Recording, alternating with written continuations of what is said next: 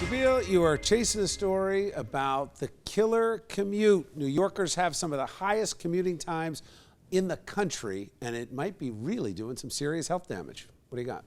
There are a handful of studies out there that'll try to convince you that commuting will kill you. So I wanted to check it out for myself. So what I did is I took the train in Hamilton with Dr. Simone. He's former President Reagan's doctor. So let's see how stressful commuting makes me. I had him take my blood pressure and asked him point blank, Dr. Simone, commuting can kill you. Well, right? Decreases lifespans in some women, sure, who are commuting for more than an hour and a half a day.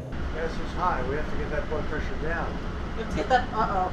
Different things that can stress you out on the commute can shorten your lifespan and cause you serious health problems like losing sleep. Commuting also increases cholesterol levels and being overweight too. While we were on the train, I spoke to a guy who actually got a quick consultation by Dr. Simone right there and then. Tired really quick.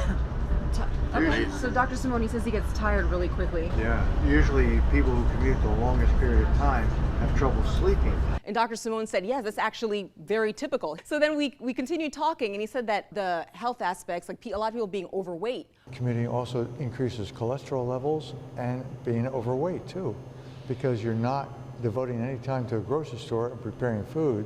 You're actually eating faster foods and unhealthier foods in restaurants, and or less time for exercise. And we talked about how in the waiting room, what people tend to do, and I'm sure a lot of us are guilty of this, is basically reserving the seat next to you and putting stuff on it as if somebody else was sitting there so no one will sit next to you.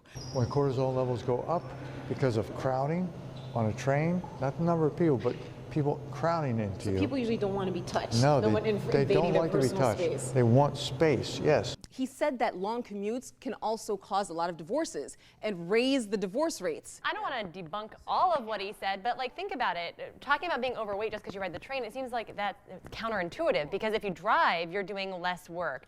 When you're taking the train, you have to walk to the train, you have to walk to your work after that. You think that you're getting more exercise than just sitting in your car and commuting and being angry by yourself. Well, if you got a more than a 90-minute commute on the train, you're just sitting there on the train that whole time. And people tend to eat a lot, they don't exercise as much. I mean, he's the professional, he's the doctor.